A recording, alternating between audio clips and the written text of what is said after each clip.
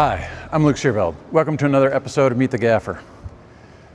Today we're setting up for a Q&A session. So there'll be a host here and two folks that are being interviewed, and they are going to be talking about their self-driving car technology.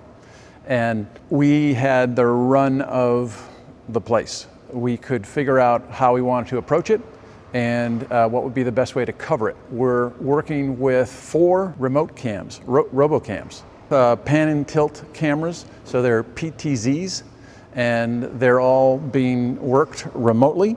And so one of them has a teleprompter, but the others are hitting our different people. So single on person there, person there, person here, and then a wide shot. So the first thing we wanted to set was our key light.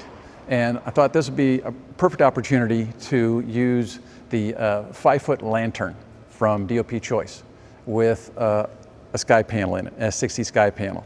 First thing we did was put that on a small goalpost and then brought that up to see that our wide shot wasn't going to get it in frame.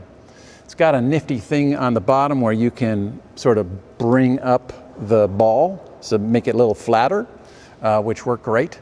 And then once we knew that, then we had to make a rig that would get out of our wide shot on left and right. So we got it out of the top, now we needed it left and right.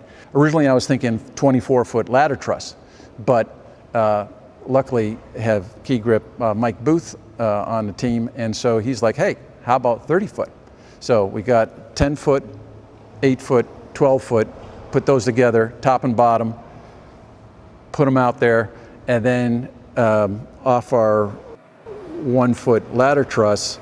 Here I've got these 2 clamps, and they're just configured differently. They have the same place for the pipe, but not for the how the pin is cinched. So this one allowed us to put it on the indent of the junior pin and drop it down enough so that it would be just underneath the bar and work to be underneath the bar rather than offset, which would, give us this roll action. And then we have a little bit of a bend. You can see there's a bit of a bend in the ladder truss, and our key grip, Mike Booth, made that happen before we put it up.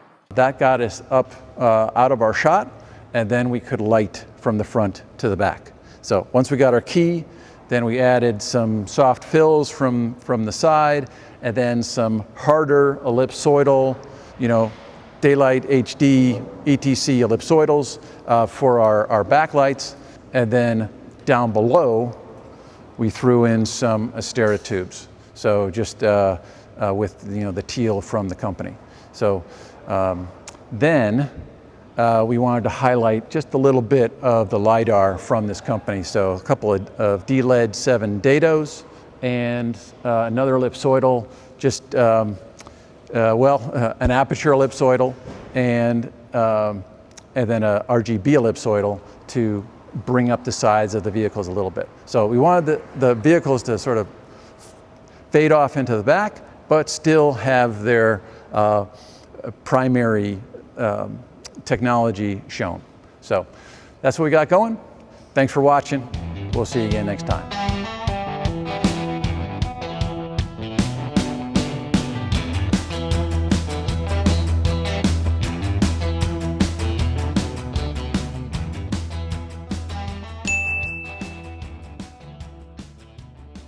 So our side lights, we've got a S60 into 2 ultra bounce flops, and then an Aperture Nova that's just in a snap bag, and that's coming from the side.